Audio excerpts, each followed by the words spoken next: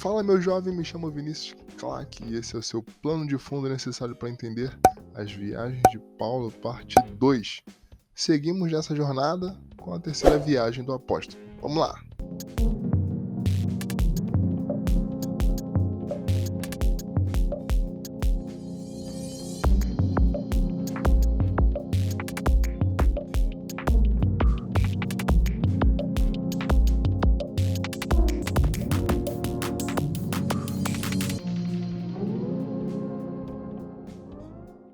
Nossa jornada começa com a volta de Paulo à cidade de Éfeso. Lá ele encontra 12 homens que não conhecem o batismo no Espírito Santo. Quando Paulo então pergunta que tipo de batismo eles tinham recebido, os homens respondem que o batismo de João. Paulo então explicou que o batismo de João era para o arrependimento, mas havia também o batismo no Espírito. Paulo então lhes impôs as mãos e eles receberam o Espírito Santo. Deus operava muitos milagres através de Paulo, que frequentemente pregava nas sinagogas da região e depois de um tempo passou a reunir os seus discípulos e ensiná-los na escola de Tirano. O nome da escola se referia a Tirano, que era um nome muito comum entre os romanos, e em alguns manuscritos encontramos que da quinta à 10ª hora, ou seja, das 11 da manhã até as 4 da tarde, o mestre Tirano usava a sala na melhor hora do dia e cedia o resto do dia para Paulo. Ele utilizou a escola de Tirano na cidade de Éfeso por 2 anos. Os primeiros alunos formados por Paulo na escola de Tirano evangelizaram as igrejas de Colossos, Hierápolis e Laodiceia, fundadas por Epáfras. Foi em Éfeso também que alguns judeus, filhos de um dos chefes dos sacerdotes, chamado Cefas, tentaram expulsar um espírito maligno que respondeu a eles dizendo que conheciam Jesus,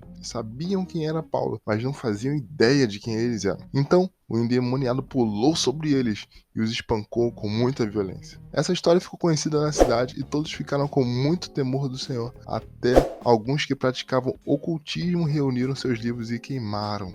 Paulo decide ir a Jerusalém, passando pela Macedônia e Acaia. Nesse momento, surge um desejo também de poder visitar Roma, porém, ele fica na Ásia mesmo e envia Timóteo e Erasto à Macedônia. Houve um grande tumulto causado por um ourive chamado Demétrio, que fazia miniaturas de prata no templo de Artemis, e que dava muito lucro aos artífices. Ele se reuniu juntamente com os trabalhadores dessa profissão e causou um alvoroço nessa cidade, por dizer que a pregação de Paulo estava fazendo as pessoas desacreditarem da deusa Artemis e das imagens feitas por eles, por não serem deuses verdadeiros. O tumulto se encerrou depois que o escrivão da cidade toma a palavra. Depois disso, Paulo chama seus discípulos e os encoraja, e parte para a Macedônia. Viajou por toda essa região, fortalecendo muitos irmãos, e então chegou à Grécia. Foram de Filipos para Troade, após terminar a festa dos pães sem fermento. Pausa para observação.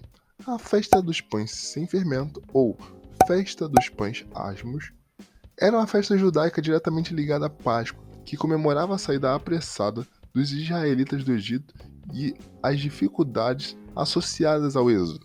Na verdade, a celebração da festa dos pães sem fermento seguia imediatamente à Páscoa e era indissociável a ela.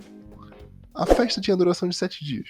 Durante esse período, nenhum fermento deveria ser encontrado nas casas israelitas. Pronto, agora podemos retornar ao ponto da história. Paulo chegou em Troade e ficou ali por 7 dias.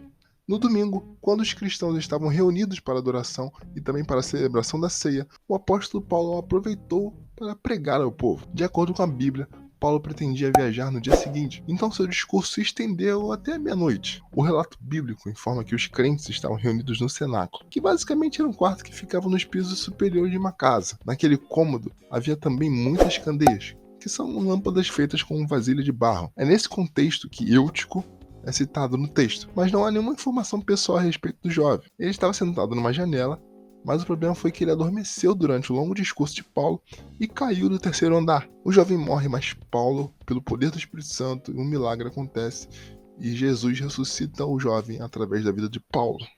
Partindo dali, ele passa por muitas cidades: Assos, Mitilene, Quio, Samos, Mileto.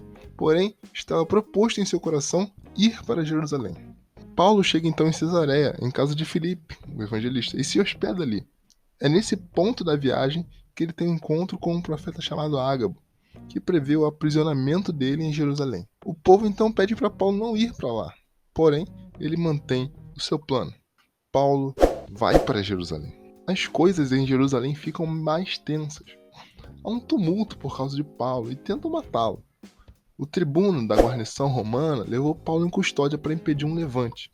Ao saber que Paulo era cidadão romano, o tribuno retirou-lhe as cadeias e pediu aos judeus que convocassem o sinédrio para interrogá-lo. Paulo percebeu que a multidão enfurecida poderia matá-lo. Assim, ele disse ao sinédrio que fora preso por ser fariseu e crer na ressurreição dos mortos. Esta afirmação dividiu o sinédrio em suas facções de fariseus e saduceus, e o comandante romano teve de salvar Paulo de novo. Ouvindo dizer que os judeus tramavam uma emboscada contra Paulo, o comandante enviou de noite a Cesareia, onde ficou guardado no palácio de Herodes. Paulo passou 2 anos ali preso. Quando os acusadores de Paulo chegaram, acusaram-no de haver tentado profanar o templo, de ter criado uma revolta civil em Jerusalém. Isso está lá em Atos 24, do 1 ao 9. Félix, procurador romano, exigiu mais provas do tribuno em Jerusalém. Mas antes que estas chegassem, Félix foi substituído por um novo procurador.